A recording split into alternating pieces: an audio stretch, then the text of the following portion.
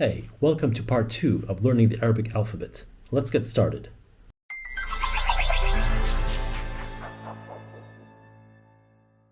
Now let's move on to our next letter, which is the th sound. The th sound has the same boat shape. So it looks like this.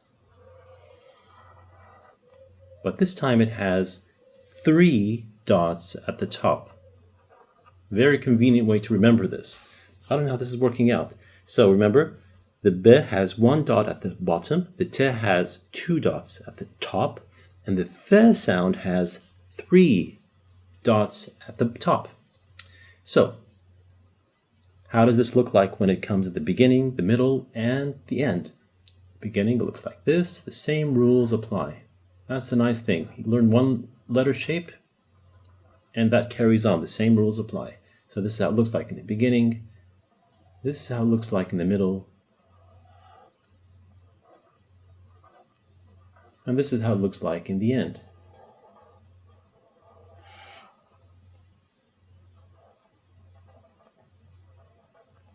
So let's take some examples and link it with the letters that we already learned. So I'm going to connect it to the a, so I can say th, a. That doesn't mean anything, but that's the sound. Tha. And I can say thobe. Thobe means a dress. Th, 3 dots, and an oo sound over here. Here's the wow letter. What? And b, thobe. Again, you can see the b cannot be connected to the w because the w doesn't allow that. So this is thobe. Thobe. Say that after me. Thobe. And we can connect it to the b, beginning, and here's how it looks like when it comes at the end. This is beth. Beth. It means broadcast. Yeah. Now let's take an English word and transliterate it. So how about the word tooth? Tooth. This is how you write tooth if you want to, put it in Arabic. It's the t at the beginning. Here's 2 dots. Then we have an oo. And here's the th.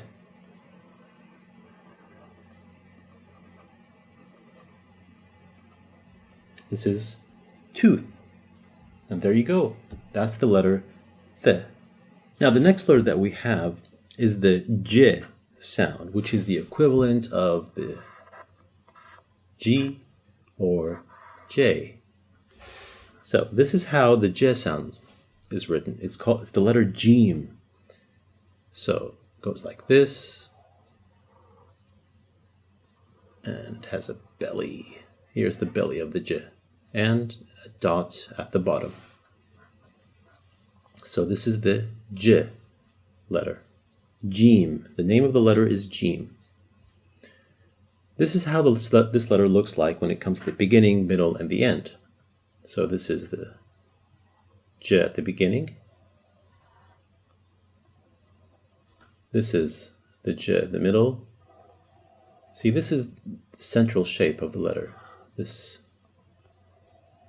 beautiful kind of slide over here. And this is how it comes at the end.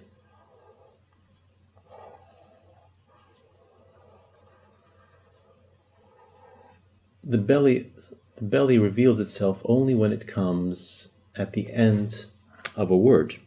Now let's try to connect this with, I forgot a dot over here. Let's try to connect this with the letters that we learned so far. So we have the w. Now we're going to write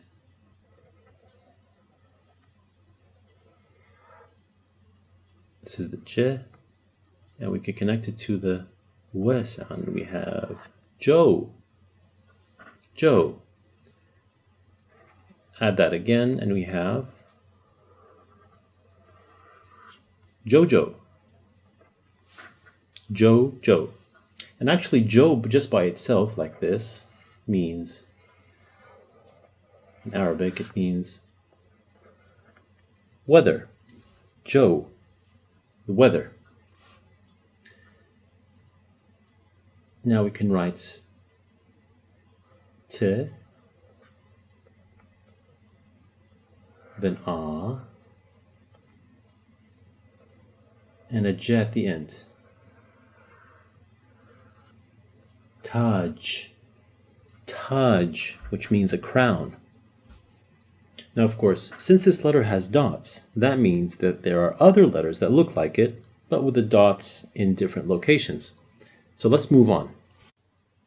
Now, the next letter that we have is the he sound.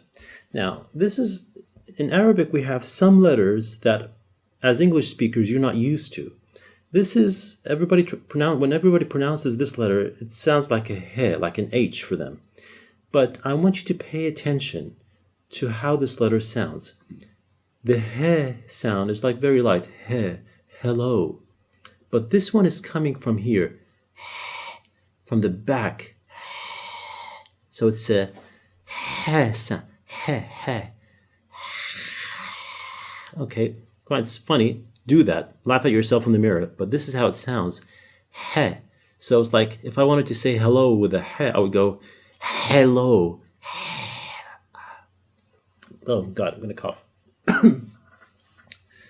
It's not that difficult when you actually know how to say it. So let's see how this letter is written. It's the same as the J, but with no dots. Take a look. This is the letter he.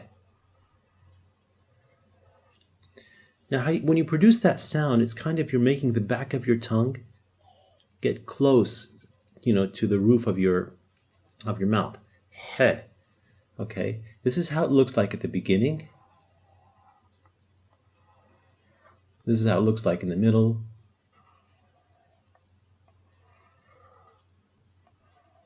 And this is how it looks like at the end of a word.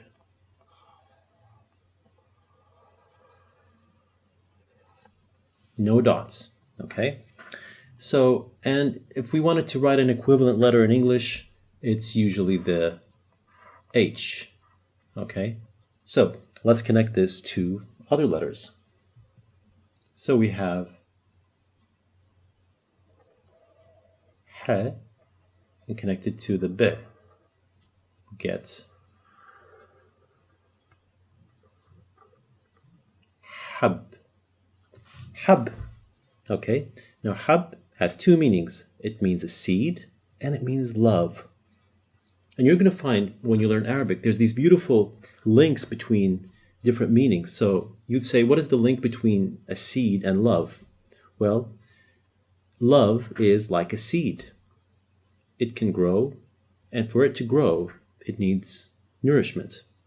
It's these nice little beautiful meanings that you find in the words. So this is hab, hab. And this is how you connect it to the ah sound. Ha. So it's a ha. Okay. Now I'm going to bring in something called the Hamza over here. Remember we saw that crescent moon on a flying carpet? That crescent moon on a flying carpet, which is called the Hamza, can come by itself, like this. It's kind of a little sign that says eh. So if I read this, without this Hamza, it's ha. But if I put this, it becomes ha, ha. It's a eh sound, very short. Ha. Eh. Let's have a word where the ha comes in the middle. So I'm going to start with the be. Dot over here. This is our ha. And it ends with another boat shape, which is the. So how do you read this? It's bahth, bahth. Okay, or if it can be read like this, bahath. Now, if you notice, I can say bahth or bahath.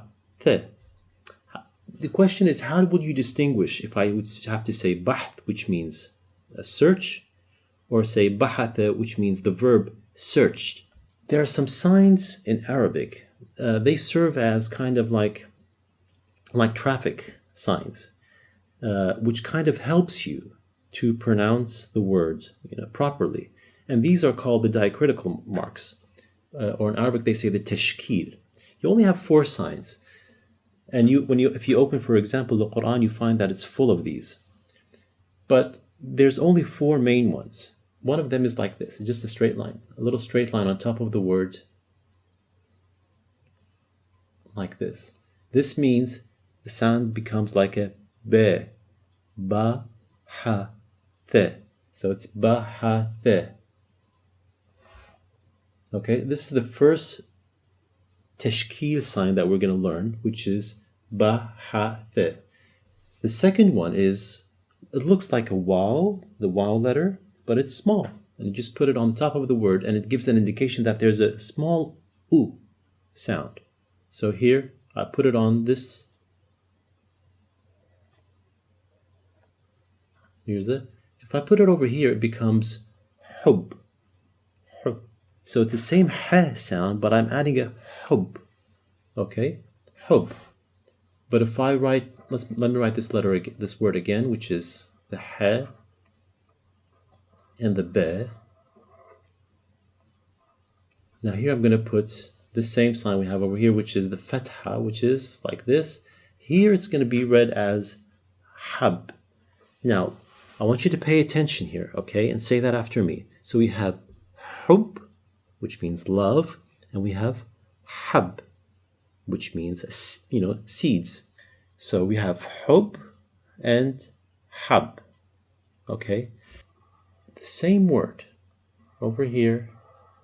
Now we're going to learn our third tashkil mark, which is a third diacritical mark,